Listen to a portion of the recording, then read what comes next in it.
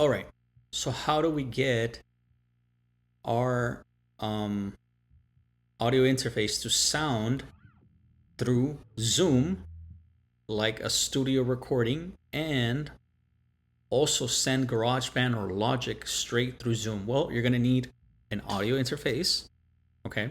You're going to need your instrument cable, of course, your instrument that you want to send. It could be an electric guitar, a guitar, bass guitar like this one, okay? And it could also be a drum set, a microphone, depending on the audio phase, audio phase that audio interface. I can't talk. Audio interface that you have. Okay, so you're gonna need that, and then you're gonna need the program VB Audio, which I keep talking about in all my other videos. It's a free program that it's a virtual audio cable, pretty much, that connects anything your DAW into Zoom, into any program like conference calling program, Skype, Zoom, and I'm gonna be making more videos on that. YouTube Live, TikTok Live, okay, Facebook Live, any of that, okay. So now, once you download that program, you need to open up your audio MIDI setup, okay, and you need to create. You see right here, a multi output device. I created mine, okay, and then as soon as you create it, look, I can create one here. So something like this comes out. You see, multi-output device. All right, I'm gonna delete mine because I named mine aux cable. Okay, aux cable VB. Why? Because I want what the multi-output device is. Where do you want your sound to come out? So if you're using your audio interface, for example, the headphone jack, you're gonna choose your audio interface, your output, which is this one right here, and you're gonna choose VB cable. But I'm using some cheap iPhone headset, so I named it aux, external headphones, and I use VB cable, which I recommend headphones for this. Okay, so your output is set up. All right, this is the one that you're gonna put the output on your computer. Okay, so for example, you see how I have it here. Why on your computer as well as your GarageBand? Because if I play a song, let's say out of YouTube, everybody on Zoom call, and including you, can hear it. See that? Look at that.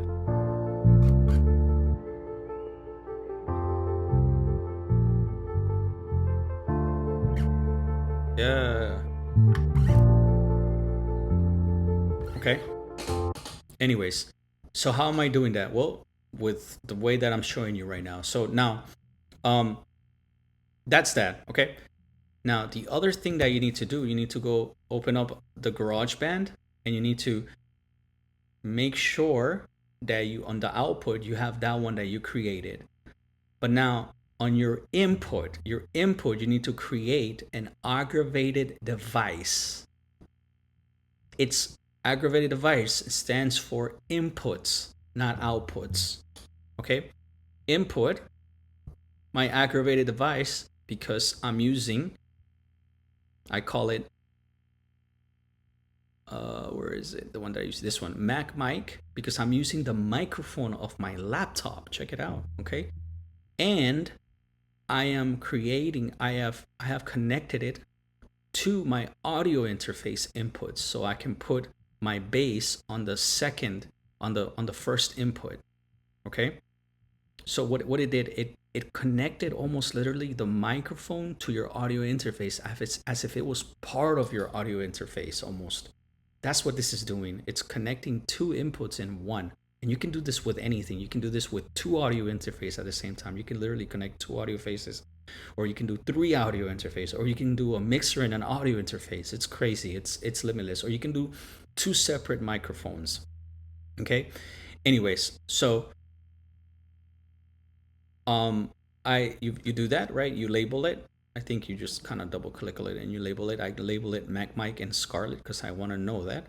And then over here on your input, I chose that. You see that? And now here's very important. You're gonna go to this one, and this one is my 1. Why should I not do 2? Because look, this is what happens if I do 2.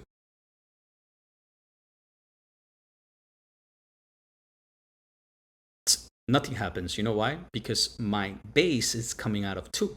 So guess what? I go to 2, okay? And it's 2.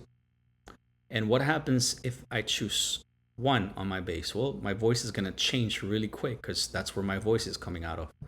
Yo, hello. You see? Very bassy. So I don't want that. So there you go. Okay. Here's an important part for GarageBand. Okay.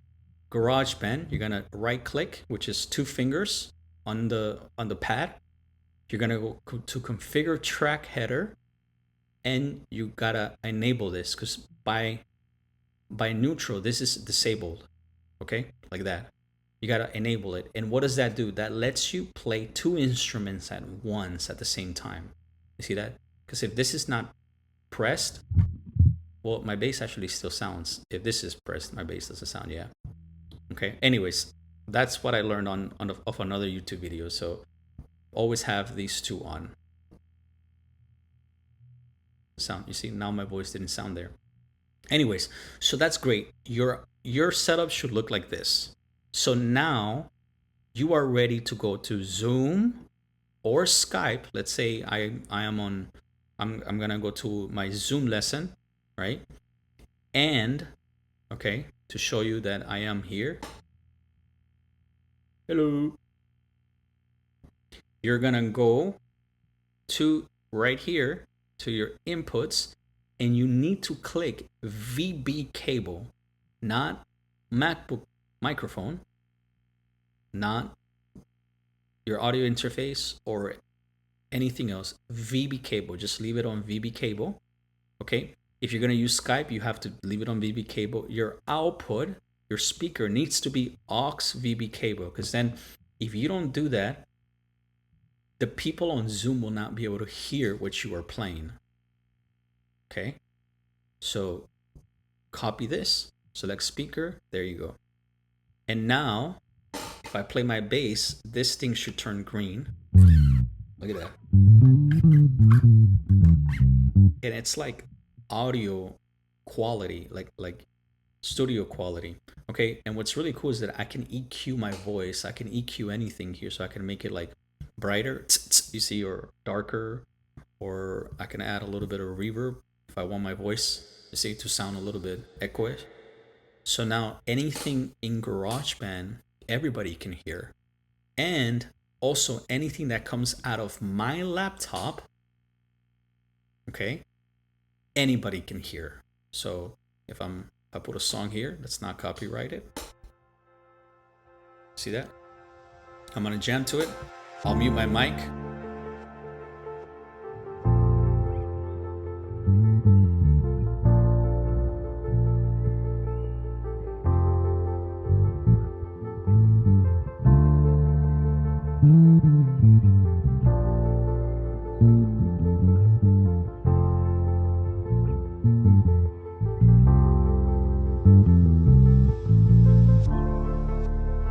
Very cool.